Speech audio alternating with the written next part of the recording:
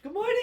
Good morning. This is early. Kristy, actually, we're here and it's 7 a.m. our time. So thank you for letting me begin early. You're welcome. Yep. And hey, y'all. I am gonna interrupt her topic real quick. This is unexpected, so I don't really care because I'm gonna brag about my friend Amy Cooper, 15 years sober as of day before yesterday. St. Patrick's Day. St. Patrick's Day. Yep. 15 years sober, y'all. Woo-hoo. Woo-hoo. Thank you. So you're very welcome. You know, Amy has been a mentor of mine, and I saw her take a leap of faith. It's gonna make me cry.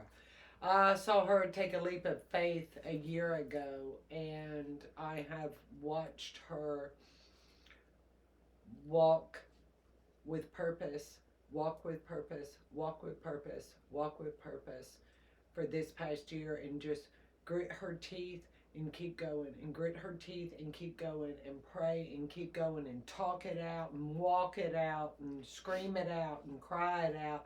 And she's doing the damn thing. So it is an honor. You can make me cry. It is an honor to watch you grow and to just keep freaking going no matter Thank what. you. I love you. I love you.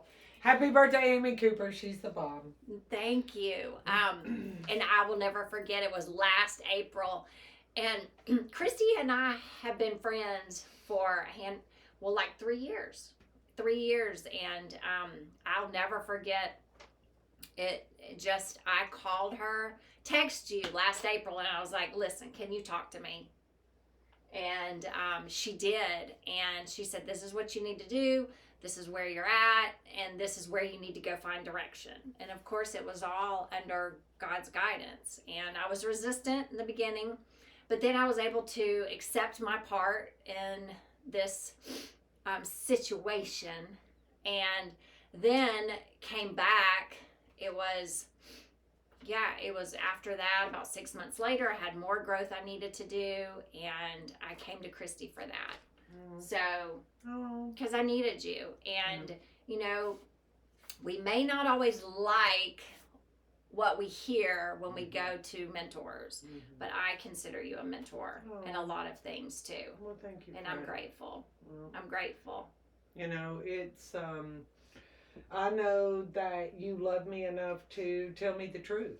Yeah. And I need to hear it. And there's only a certain amount of people that I will reach out to when I need to hear that truth. When I need to know, hey, I've got a situation, I want to grow, but I know that I am in the way, and I know that I'm going to hear things that I don't want to hear.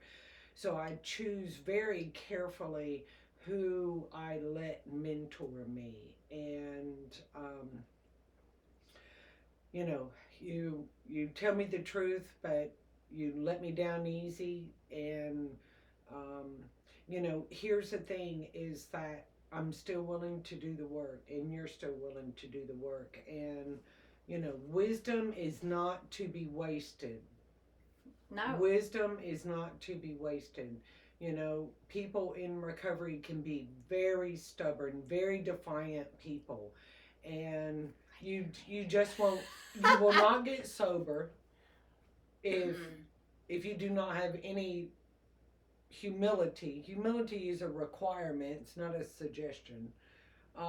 And if you are not willing to continue to keep doing it, you know, life gets so much better after early recovery. If it didn't, I wouldn't do it, but life still shows up, and we have dreams and we have goals. And I know that her goal and her motive is pure, and I also know that she's willing to do the work. And so it's like, all right, let's sit down, let's talk about the down and dirty, and let's get rid of it so you can step out into deeper faith in the sunlight of the Spirit. And I have watched her dreams come true. So, and they still are continuing to come true, and it's a beautiful thing to watch someone grow.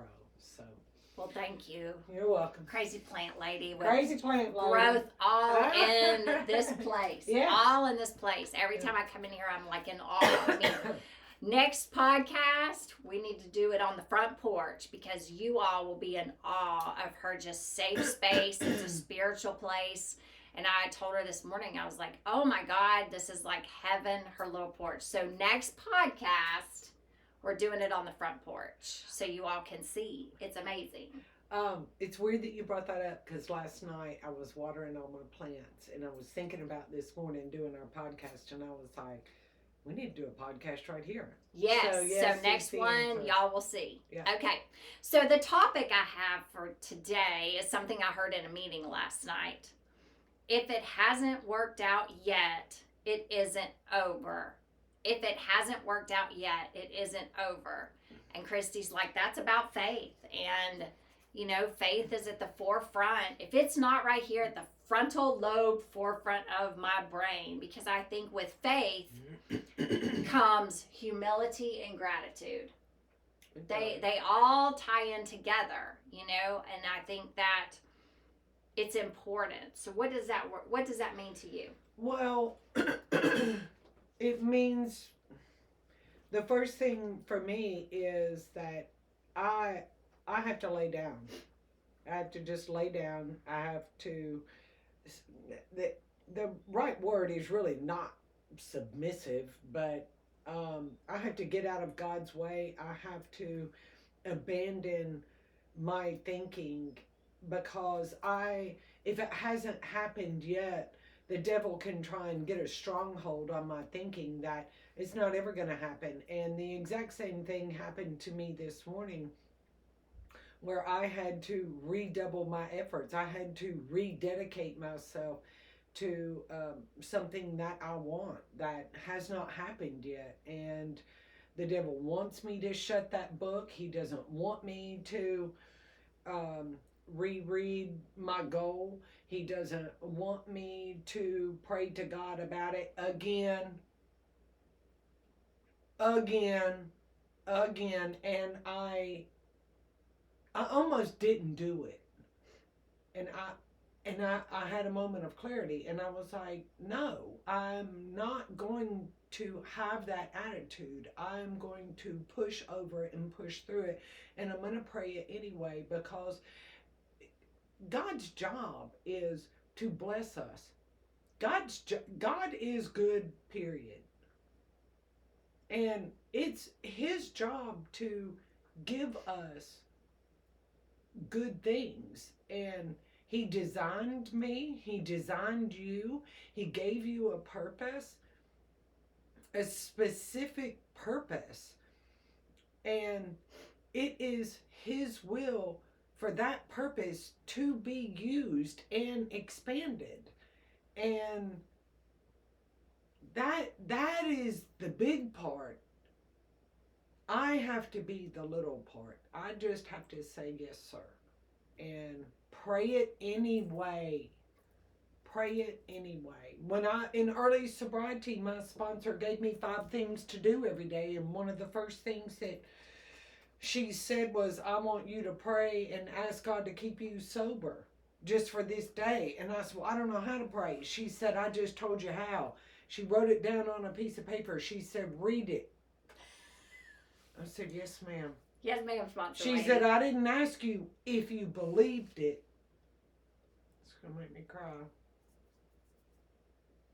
I said, I don't know how to pray. She said, I didn't ask you that.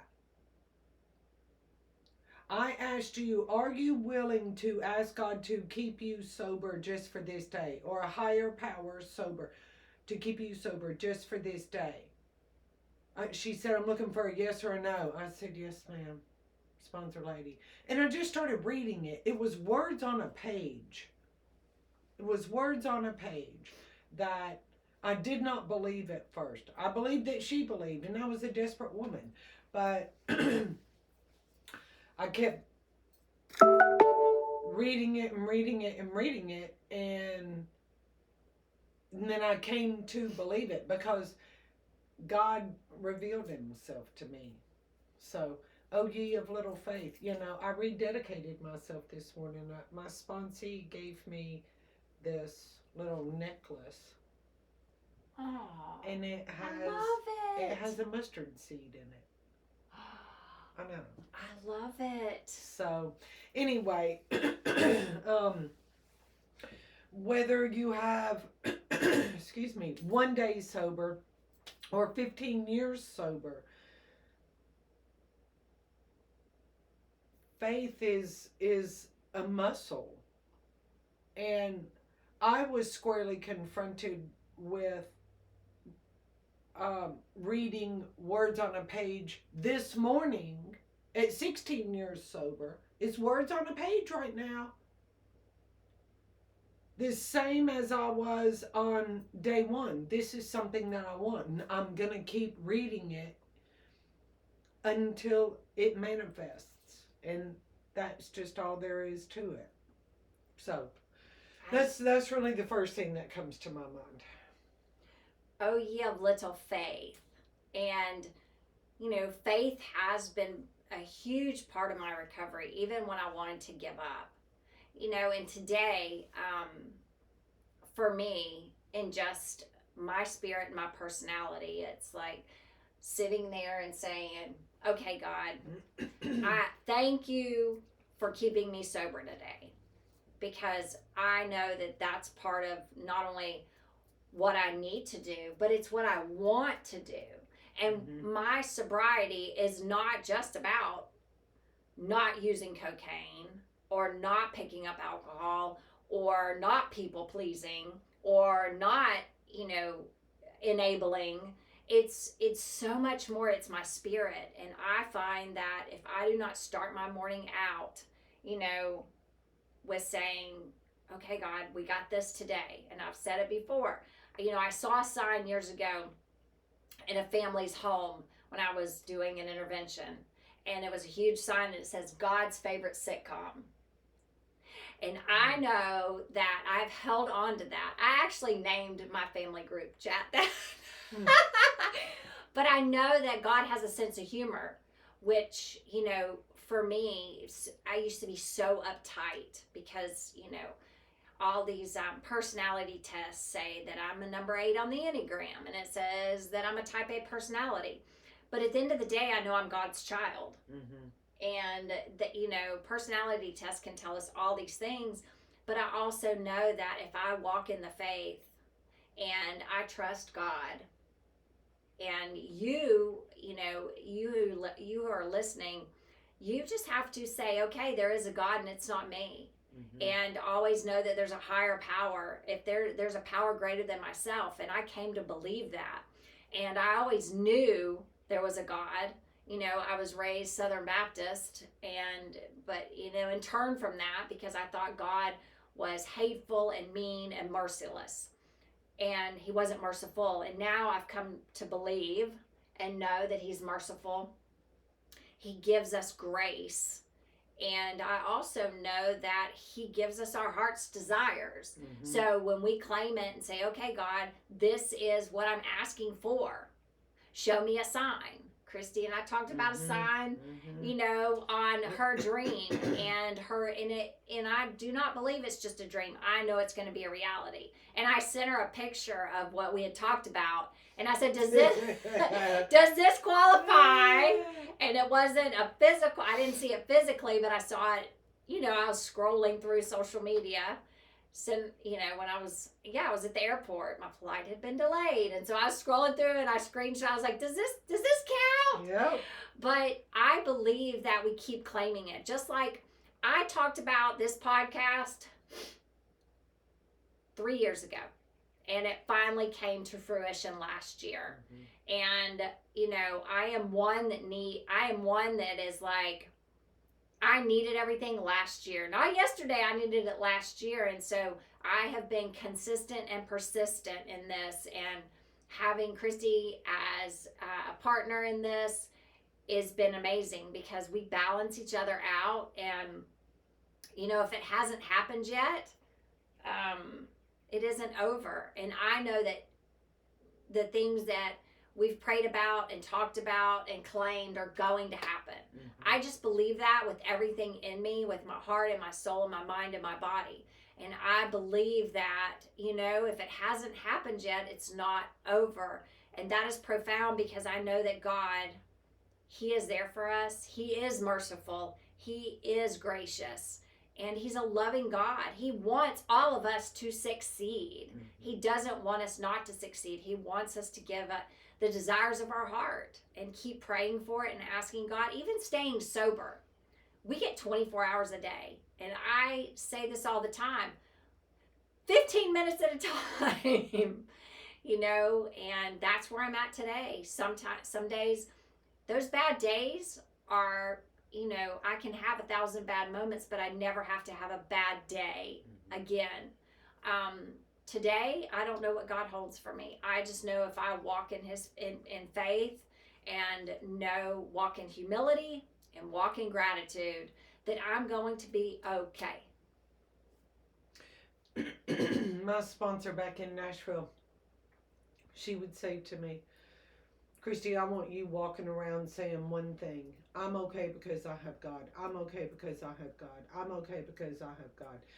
It's not, I'm okay because I have money. It's not, I'm okay because I have a job, or I'm okay because I have a husband, or I'm okay because I have a house and a car. Because all those things can go away. Material, and yeah. I was never okay whenever I'd lost something. Oh, girl. Fear of abandonment, fear of rejection. And so I would overkill it with being overprotective of my family, my finances, my job, and just a control freak. Had my claw marks and everything, just a tight grip on it all. And I know now that I'm okay because I have God. I am okay alone. And that has taken a very long time for me to be okay by myself. But the whole God thing in the beginning, and with faith, I was not raised in the church. I did not know anything. See, this is what I love about Amy and I is we're so different but yet so alike. And so people can learn from that, because you have one person that was raised in the church, then you have another person that was not raised in the church at all. They both drank and drugged. They both came into the program of recovery, and they both chose to believe in a power greater than themselves, and they both are sober. So regardless of if you have a spiritual or religious background or not, the answer is still the same. Yeah. The answer is still the same. God will help you. And my journey with God, it's so hard not to cry on these things. My journey with God started with a prayer on a dark Monday morning that said, I don't know who you are, and I don't know how to pray, but these AA people tell me that I need you. Please help me. So all I said was 2 words. And I tell this story all the time. And I have not had a drink since that day. So I thought that I had to go to church. And this is old thinking, okay? And this was just me. This is just my story. I thought that I had to go to church or be baptized or have read the Bible or have know the how thou wilt and shouts, and know how to pray and properly do it, and all of that was a lie. Now it's helpful, But it's just not my story. My story is I was at ground zero when I came to the whole God thing, and I was just straight up legit with him. I was like, I'm a little redneck heathen, defiant, and I'm doomed to this bottle of vodka. Please help me. And he answered me. So I said to my sponsor, I said, why did he help me on that morning, but he didn't the other mornings? And he said, because you were sincere. So I talk a lot about that too. Y'all probably heard me say that. Look the word sincere up in the dictionary. And if you're new to recovery, look that word up. Get ready. Educate yourself on it. Then ask him to help you. If there is something, if there is a dream, if you're already sober, if there is a dream that you have, look that word up, educate yourself, then pray it. Sincerity matters. But here's the good news. The good news with faith is because I thought faith was a very religious word. I had to get rid of the word religion. Absolutely. Because religion involved other people. This whole journey is me and God. That's it. It's me and him, man. It didn't involve other people at all. And it didn't need to, and I couldn't get sober with having other people involved. I couldn't. I had to put everyone on hold and just focus on sponsor lady and her walk me through those steps. And it worked. But here's the good news. The good news is 16 years down the line, that's still how I pray. Yeah. I don't have to know the how thou wilt and shouts for my faith to grow. I don't have to have a religion in order for my faith to grow. I don't have to make my prayers fancy. Oh, it's going to make me cry. I don't have to make my prayers fancy. I come to him the same way now that I did on day one. Yo, good morning. Thank you, God. Will you please keep me sober for this day? Please direct my thinking and my actions and my words. And just let me stay little. Please let me stay little. And please bless me and help me to manage well what you do give me to where I can share it with others. And, I talk to God just like I talk to y'all. I'm like, yeah, sure would like to have that. What would you like for me to do, Lord, in order for that to happen? Because just because it hasn't happened yet doesn't mean that it's not going to happen. And I agree with that. I'll say this and then I'll hush. There was a woman, she was an old timer back in Nashville. And she watched me struggle in early sobriety, and she was tough love, rough on me, but I needed that because I was so rebellious. But the light had finally came on, and it was like I was starting to have a spiritual experience, and they were just as stunned as I was. But anyway, she flipped around and she looked at me and she said, "You were chosen." And that really shut my dumb ass up whenever she said that to me. She said, "You were chosen to be sober. You need to act like it." And that really lit a fire under me.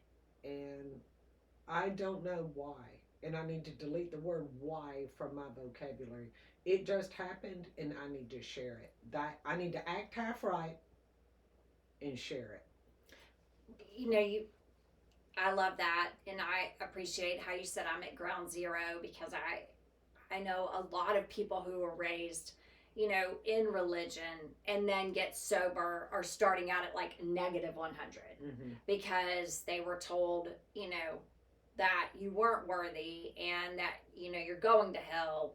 And it's just not like that. So I think I took a little bit longer to, have that acceptance that I was chosen. Mm-hmm. I thought, and I really believe now that I'm listening and I heard what you said, and now I'm thinking about this, is, I thought I had to work harder than the normal person that I saw that was sober, because I thought I had so much to catch up with. So that's where my people pleasing, my enabling came in. Comparing. I was always less than.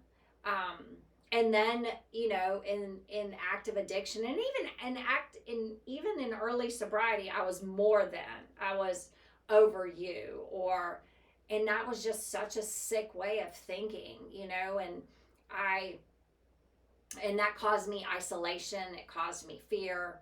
It caused me a grandiose, for my early recovery. And now it's just, I am staying humble. I am acceptance, and know that, I don't, that word why is, I was reading an article in Psychology Today. It's a March, April edition.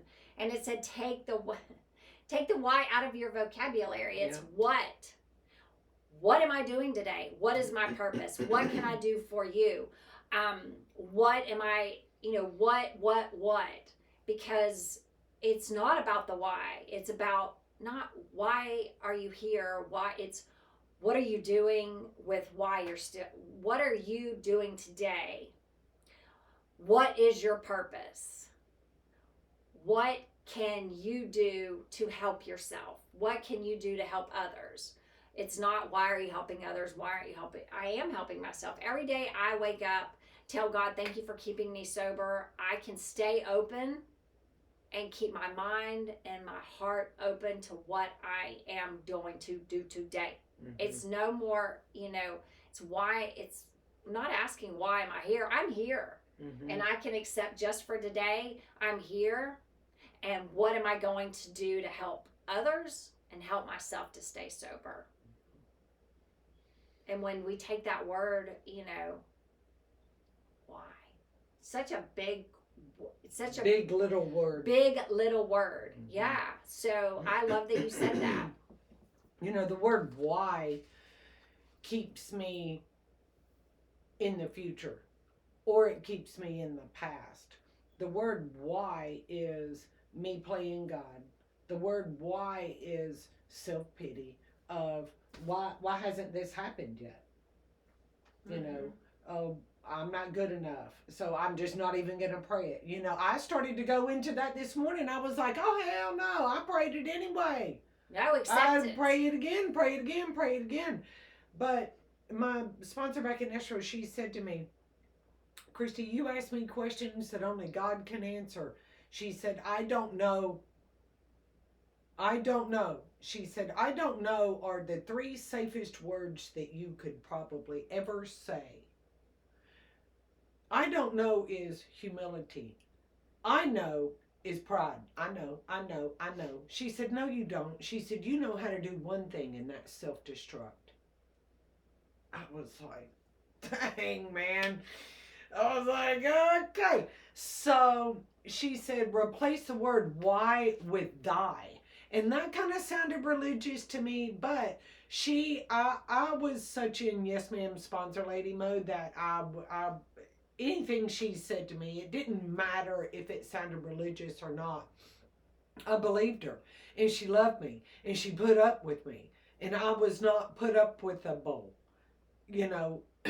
Everyone had written me off. She was the only one who would give me time. Anyway, she said, replace the word why with die. So the word die it brings me back to the present. I'm not future tripping, and I'm not self-pitying on the past. It brings me back to God chose me to be sober today.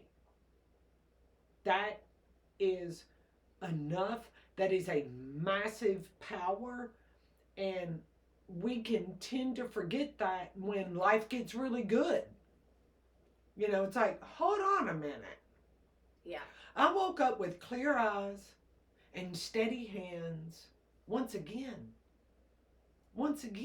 I never had clear eyes. I never had steady hands. Ever.